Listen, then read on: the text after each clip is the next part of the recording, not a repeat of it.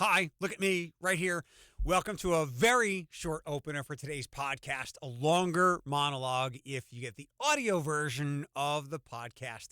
Still trying to tie all these pieces together as best and as quickly as we can. But Janelle Metzger emailed me the other day. She was here not that long ago.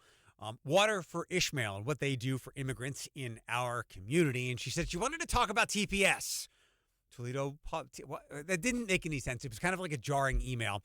My head was in a weird spot at the time because I have owed Janelle a visit, and I apologized to her for that. That's coming up momentarily. TPS, no, temporary protection status. I didn't do a lot of research for this because I'm marginally familiar with the issue, and I figured this would be one of those things where I just sit back and listen to Janelle share her thoughts on it because she is as an expert as one can be, considering who she serves. Let's talk to Janelle Metzger now. I was very startled. Why does Janelle want to talk about Toledo Public Schools? Yeah, and the first thing I thought was, like, I apologized, and I will apologize again that I have not gotten over to see you, even though you're 2 blocks away. My summer got unexpectedly more busy than I had anticipated, even though, again, you're 2 blocks away. So one of these days I'll get over there. So knowing that I felt guilty for not coming to see you. And then I get this email from you about TPS, and school is starting up in a couple of weeks. It is starting up. I know. I messed with you. I apologize. Totally fine. It was just one of those things where my brain melted for a second. It's refrozen, and all the brain matter is where it belongs. Oh, good so to hear. TPS, not Toledo Public Schools, not Toledo but Public Schools. temporary and protection. Not from, what was it? What's that movie? Not The Office. You got those TPS reports? I don't know. It's a movie. Office Space? That's the one. There we go. You're close. Yeah. TPS meaning temporary protection status. Yes, sir. Let's start at the beginning. I know a little bit about this. I haven't kept a tight eye on it, but there is one thing that I was very pleased about, but I'll save that. What is the temporary protection status? Right. So can we go back even further? Please. And talk about what it's not? Yes. Because I think that's really important. We talk a lot about refugees all the time, and sometimes that term is thrown around and people don't even know what a refugee or an asylee is. But refugees and asylees are a very particular group. For refugees, they have to be vetted by the United Nations. Asylees are vetted inside the United States by our own government, but in both cases, that group of people can only receive that status if they can prove that they specifically were targeted for persecution based on one of 5 categories: their place of birth, their ethnicity, their politics, their religion, or a social group that they belong to. So if they were not specifically targeted for persecution, or they cannot prove that based on one of those 5 categories, they cannot have refugee status or asylee status. So I think it's really important to understand, like, as a nation and in the whole world, we take in refugees all the time. And when we're taking in refugees, we're taking in people that have proven to the United Nations that they have been targeted for persecution, and then vetted by the United Nations, and then re-vetted by the American government, and invited by the American government to come and resettle their lives permanently in the U.S. because they cannot go back ever to their homeland. So in short, this has nothing to do with any open borders criticism, correct? No, refugees don't come through open borders. Yeah. So sometimes an asylee might come through an open border and then apply for asylum. But if they're doing that, they're picking a legal path through which to stay. And again, that would be a permanent status if they are approved. When you first brought up TPS to want to chat about it, the first thing I thought of was Haitians. Yes. In the Findlay area. Yes. And the one thing that I was pleased by, their mayor in Findlay, Christina Murin, I think I'm pronouncing her name correctly, wanted to keep those people protected and was very pragmatic and reasonable about the situation. Didn't want to throw anybody out like some politicians or activists might want to. She's like, these are people here legally in our community. They are people who work in our community just like you and I. Pointed out all the logical things. Like if these people go away, there will be vacuums of employment. So I was glad to see her jump out in front of that rather than other people in Ohio who ran with the nonsense during the election season of animals being eaten. Yeah. And actually, my husband and I had a chance to go down to Springfield on February 1st, and maybe that we can talk about that Please. further down. But I think we need to get into the definition of what TPS is and what it was established for and why we have it. So people might be surprised to know that it was established by a Republican president. George H.W. Bush established TPS in the 90s, early 90s. And I think the first country that went under TPS was El Salvador. So the whole idea behind TPS is we have people in the United States that came here maybe on a tourist visa or for some other reason. Now there's all this unrest in their country, or there's a reason that their country has destabilized, and it is not safe for them to return home. However, these people can't apply for refugee status. They haven't been persecuted, but that doesn't make their home any more safe because they haven't been persecuted. So what can we do for these families who are in the United States, who are from these countries, that need a safe place to be, probably for a long time, but not forever? Mm-hmm. What can we do to help them? So that's how the TPS program was created. So, you hear a lot of people say T stands for temporary, and it does. That means that people under TPS cannot jump from TPS to lawful permanent resident or citizen because their stay is meant to be temporary, not 2 days temporary, not 2 years temporary, maybe 20 years temporary, right, but not forever. It's meant to be an interim solution for people to live and have their lives and be safe and pay for their lives while they're waiting for it to be safe to go home. And so TPS provides these groups of people with the ability to get a driver's license, to get a work permit, to basically live and work in the United States and pay for their lives and exist until they can go home. Who gets to say when they should go home, when it's okay to go home? The terms that are set, the way that it's written and the way that it's written is that every country has kind of their own thing. So like when they name a country for TPS, they will say this is going to be reviewed every 6 months or every 12 months or every 18 months. It's kind of that revolution of time. So it's continuously reviewed, and the idea is that it will not be ended until the country is deemed safe for return. Who deems it safe? Well, it is under the Department of Homeland Security to make that ruling. It feels a little schizophrenic to me.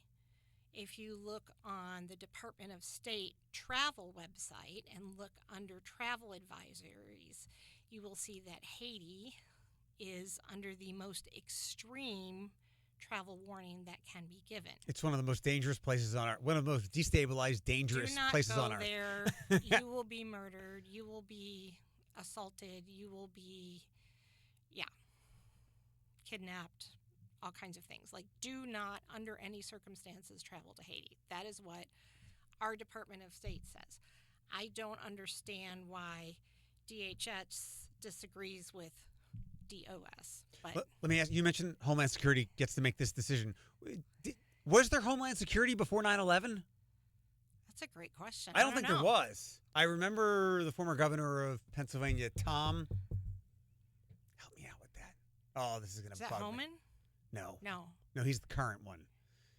Governor of Pennsylvania it was DHS during after 9/11. I don't know. But I don't remember, and maybe it existed. Maybe it was like some bureaucratic corner office that we never looked into because we didn't have a 9/11 up until that point. It would be interesting to know if it didn't exist, who made the rules for when temporary status needed to end. in the Bush and Clinton era.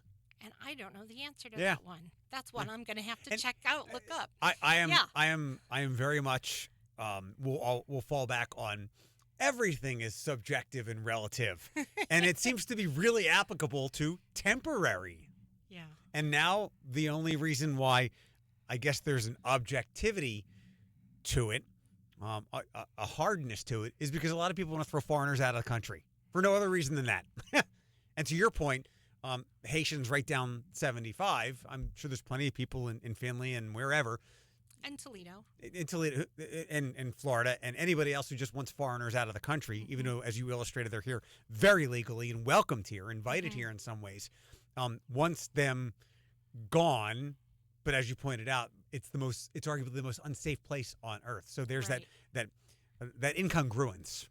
And there are about 350,000 people that would be affected by this order. In the country? In the country, yeah.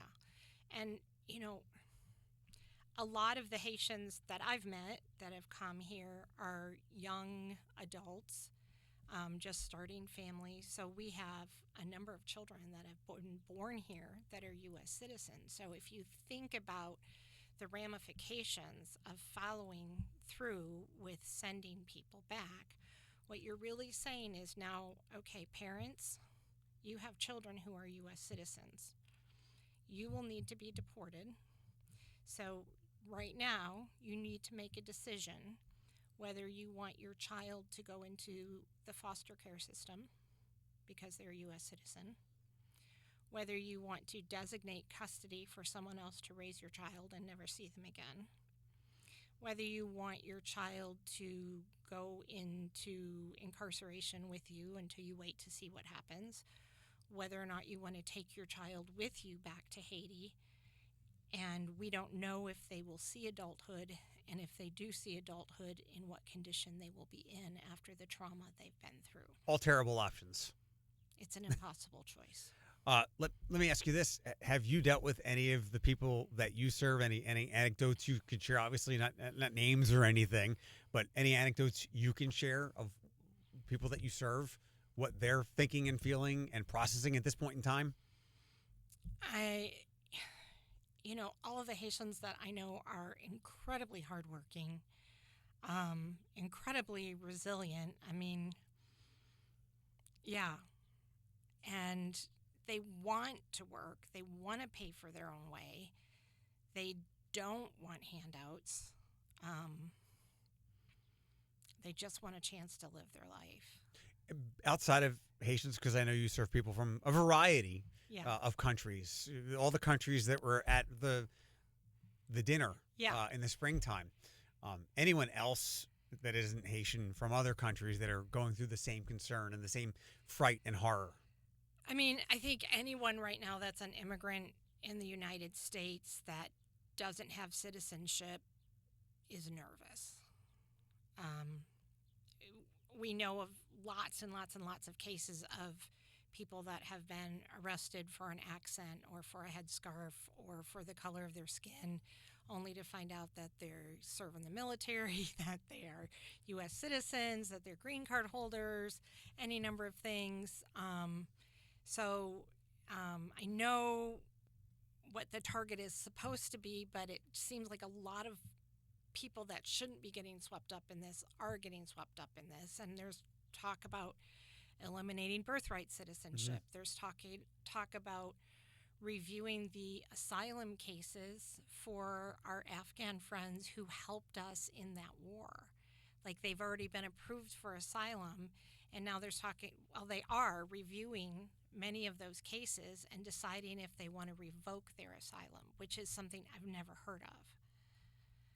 At this point, many of these people are productive parts of our society. In some cases, more productive than people who you might typically call average Americans. Mm-hmm. Let me ask you this. Are there examples of how this was intended to work, whether recently or before all this chaos, or even now? Like, have we found a country that has resettled? The chaos has receded, and we do need to appropriately revoke the TPS for these people and say, thanks for being here, loved having you, but you got to go home now? Gosh, I'm not sure that I'm up Okay. on what TPS status have been recently revoked in the last over 5 to over 10 the years. Like we talked, you mentioned El Salvador. Yeah. Are there examples of this working as it was intended, other than like welcoming them here, but like, hey, saying thanks a lot, shake your hand, got to go now? Yeah, I know eventually many of them do expire and people go home, but I wasn't working in immigration in the 90s, so Okay. I That's got your homework. nothing. Okay, yes, sir. That's your homework. I accept. I'm trying to think of some countries where it might have been. Yeah, I mean, I'm recently schooled, probably in the Sure. last 5 to 10 years on TPS. I thought it was Toledo Public Schools before that. I mean, nobody knew what this was until a there couple was years this ago, yeah. this vengeance tour Yeah. against people who were not considered American looking, or however Right. you might want to It put makes it. me sad that so many people think that, especially our Haitian friends, but any of our friends that have TPS somehow think that they didn't follow the rules. Right. They've done everything we've asked them to do. And it makes me sad that people have an opinion that these people are somehow in here just like watching TV, eating chips, and taking the welfare checks every week. That's not what I see. Other than getting the welfare checks, that's unfortunately lots of white men like under the age of 30. Yeah. I mean, if you look at the statistics, the Cato Institute has a lot of excellent research on immigration and the positive impact that it has always had, economically, socially, in so many ways on American life. Immigrants are twice as likely to be entrepreneurs as a native-born American. There was I don't know if it was El Said and his win in the election in Michigan a couple weeks ago, or somewhere else that I read. So maybe someone commenting on his win. They're like, if you ever have any doubt about immigrants being here, like forget all that we learned in school about we're the big melting pot and blah blah blah. Like next time you go to your doctor, there might be a lot of people there that are keeping you healthy that are immigrants. I could certainly speak to that. Yeah. How are you aware of any situations where the cruelty of TPS has been enacted now that it's done, it's revoked, right? So how is someone being picked up or selected or chosen? Is it like the random ICE stuff where they find someone who looks different, they're wearing what you described, they have an accent, and said, "Oh, your TPS is over. Sorry, got to go." Are you aware of any situations like that? Not necessarily locally, but any at all? Yeah, I mean, I have heard some things about what's happening with Haitians in Ohio, and kind of two different things. Like, yes, deportations are happening. They are happening. They are not happening in massively huge numbers. It sounds like there's maybe some direction given to take it a little bit more slowly. I do know in southern Ohio a number of Haitians have been given ankle monitors. So they received letters and they were told to come into an office and they walked out with ankle monitors, and that's happening. I haven't heard of that here locally, but I have heard a lot of it in southern Ohio. That makes me sad. Yeah, for sure. As if these people didn't need it needed another scarlet letter type thing with what's going on with them. What do we use ankle monitors for? For criminals, like actual That's criminals, what I thought, to monitor people so Yeah. that they don't do more Like bad things again. Yeah. I mean, it's gross, and it's hard for me and maybe for you to credit the current administration in any way. And they use what's the word, the phrase, muzzle velocity, and it's slowed a little bit. Maybe now that we're in election season, where it's just like keep throwing stuff out there. So by the time people get riled up about something, we're on to the next issue. But it was nice to see him replace Ice Barbie and the Gestapo looking guy who caused deaths of people, deaths of Americans. And granted, things were feisty in those situations, but you're the government. You were supposed to be beyond reproach. Mm. Unfortunately, that's a tough thing to do, but sorry, this is what you signed up for. Mm. And the recklessness that was going on. So I'm glad that those two were replaced. And whether that stuff is still happening and it's now just happening more quietly, I hope it's happening legally and with more respect, and for the people who actually they're supposed to be going after, the actual criminals, and not just anybody that looks or sounds different. So I credit them, even though it took too long to get those two idiots out of those positions that they were. One was well in over her head, and the other one was just power drunk. Mm. Well, I don't really like to go heavy on the politics, so It's hard to ignore it. I think what makes me really sad is seeing comments and hearing comments from people that I live and work beside, that live in this city with me, who don't really understand how families, how real human beings are being affected, and making comments like send them home, put them back on the boat, you go with them. We are dehumanizing one another. And I think at a very granular grassroots level, that's something that all of us can address in our own hearts. And, Washington's going to do what Washington's going to do in some cases. Like we have so little control. We can write our letters and make our phone calls, but we do have control over how we're going to let our own heart be led.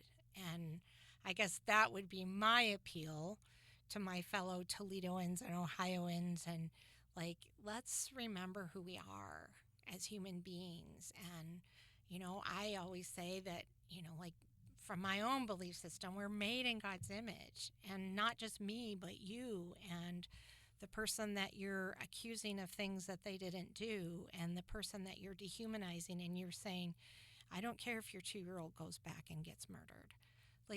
Who are we? Right. We can be better than that. I don't know if we talked about this before. I brought it up with several of my guests. Something that I've observed. We've gotten so carried away, and this is probably another terrible tentacle of COVID. We've taken so much of our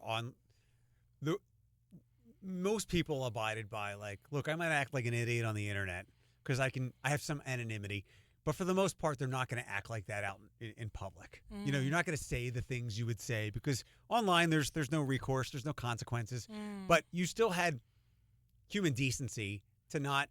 Most people would not say these things that they would say online to someone's face. Mm-hmm. And it seems like because of it was enabled by a lot of people who had large voices and a lot of influence. A lot of that offline behavior came online behavior came offline.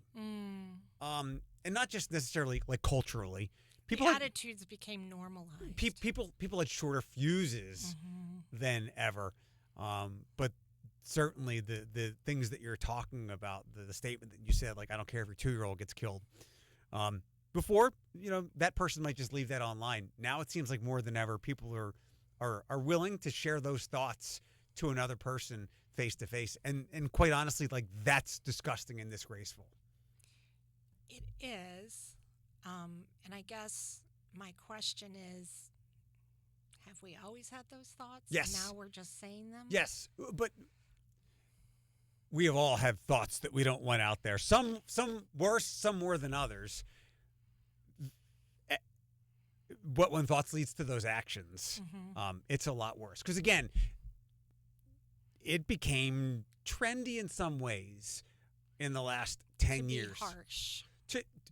Let me showcase my white supremacy. There was a time where it was, you were a true bane of society if you were discovered to be something as such. And we in the last 10 years, getting us to here, where people have problems with people who don't look or sound like them, they were empowered and enabled.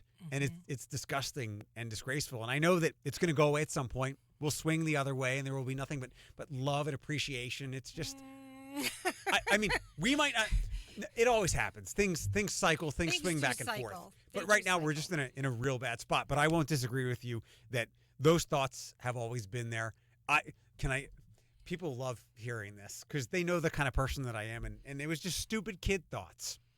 when I was a little boy, I thought if I touched a black person, I was going to turn black. And I had like black friends in my, and I'm talking like 4 or 5, 6 years old. My neighbor, older couple, had a grandson named Aaron who I'd play with. And I would think if I touched him, I would turn black. It just, again, stupid kid thoughts. Right. But when you don't grow up in a good home and learn things, those things turn into hateful teenage and young adult thoughts. And then we've got all kinds of problems. But yeah, I think a lot of those thoughts have always been there. But those people would not act on them as freely and willfully in public, on video, as they do now. Yeah. I just think we all need to take a really deep breath and examine our own conscience and think about who we really want to be. They do.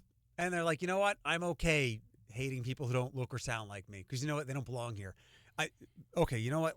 All right. You're right. You know what we're going to do? We're going to take everybody in this entire country with some kind of lineage that didn't begin here, and we're taking you back to where you came from. And there'll be like 7 people left here. Right.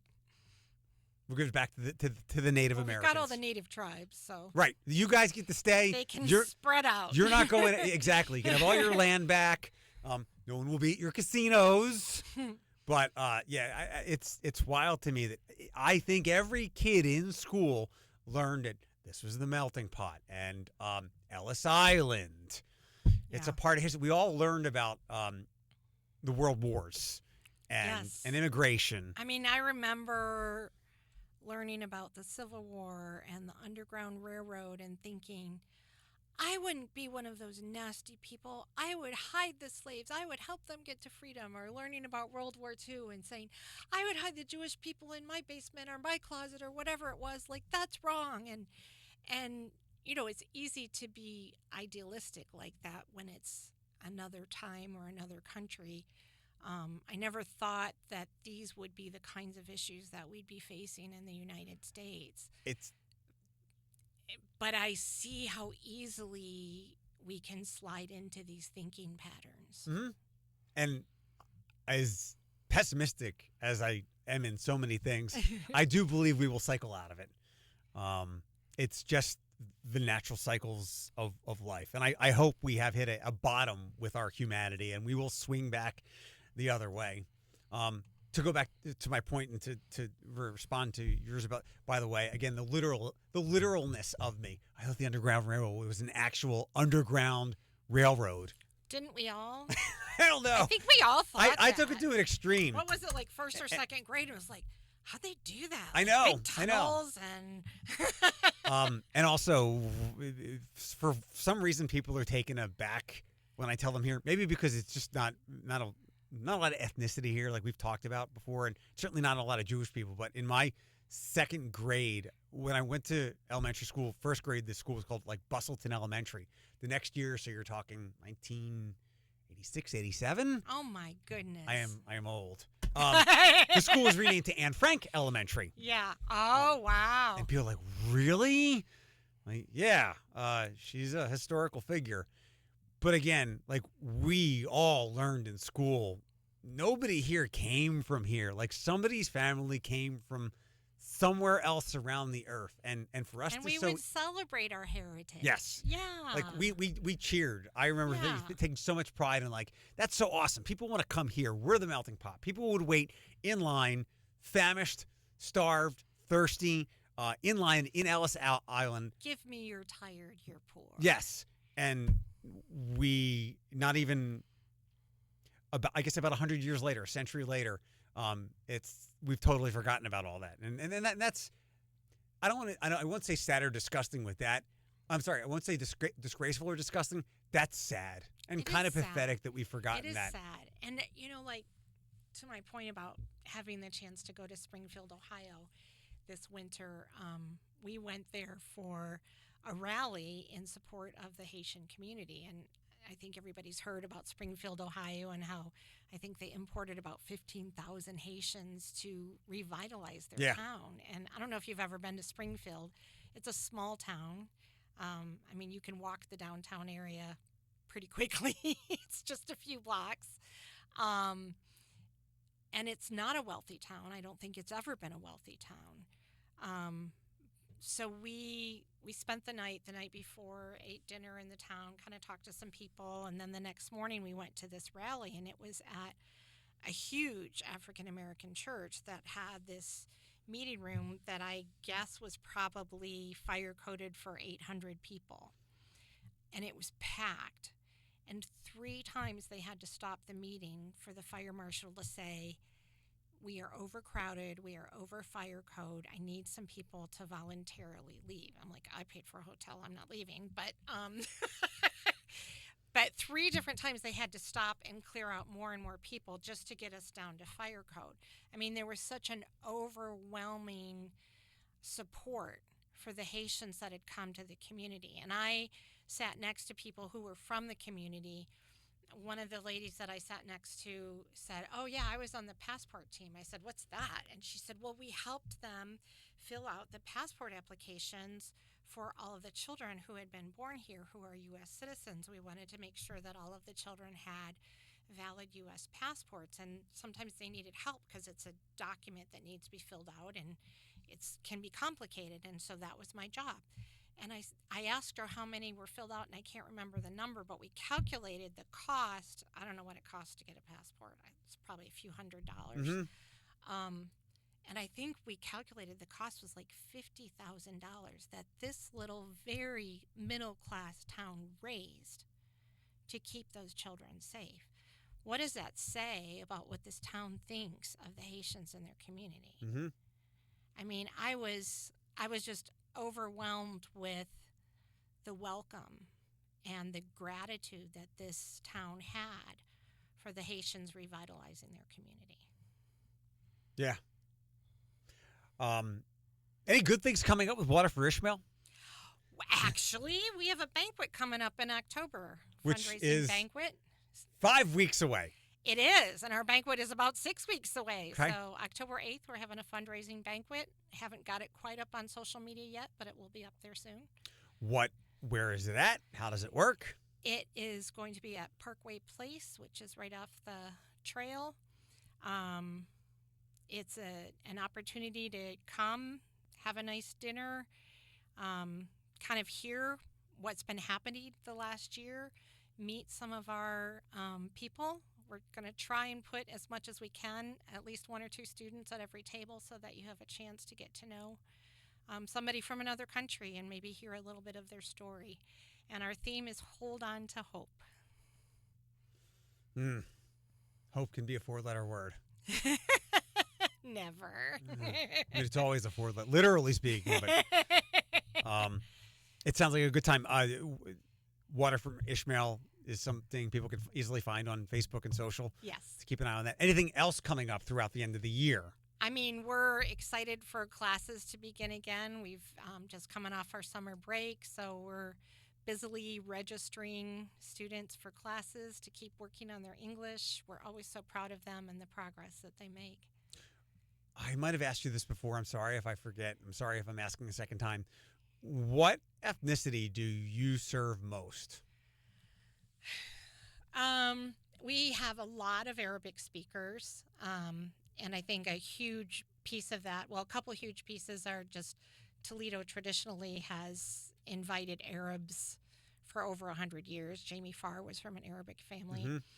And also then the Syrian war brought in a lot of Syrian refugees. So a lot of Arabic speakers, Ukrainians, Afghans, Haitians, Venezuelans, Mexicans, some Africans, some Asians. Yeah. The African food at the dinner, at the walk, was the best. Oh, I think I missed that. It was good. Ah. Yeah.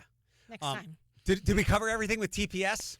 I think we did. I think the only other thing I would say is, like, if this is an issue that concerns you and you care, there is actually a bill on the Senate floor. The House has already passed it to extend TPS for Haitians. So there is actually still a chance that the Haitians that are here right now would be able to stay. And I would encourage everyone to call Senator Husted and Senator Marino. You can also email, but I've been told that phone calls are counted more. So call and leave a message and say, please extend Haitian TPS. And maybe if you need a little more incentive or a little more push behind your words or sentiments, like we alluded to, go look up what's happening in Haiti and how long it's happened Oh for. my gosh. I can't, when I see these little kids, beautiful children, I don't want to think of what might happen if they were forced to go back. I want to see these kids live to adulthood. I think my dad was on a cruise with his girlfriend a couple of summers ago, and I believe they got rerouted by a hurricane, and they were rerouted, I think, to Haiti. Oh my. Because I think that there's some kind of like private area there or something that's just near Haiti. I was like, that doesn't sound good. He's like, we're only staying for like a day and it's fenced off and blah, blah, blah. I was like, if you say so, but if you don't come back and you've become some type of like Jewish warlord in Haiti at 76, I'll come visit you and see the other side of the island. Yeah, and I think, it's only gotten worse since that time. It really hasn't improved. How's your Haitian history? Do you know how it got to that? Oh my gosh, I just had a Haitian friend in my house last Friday night, and he was schooling me, and I'm really bad at history and remembering all the things.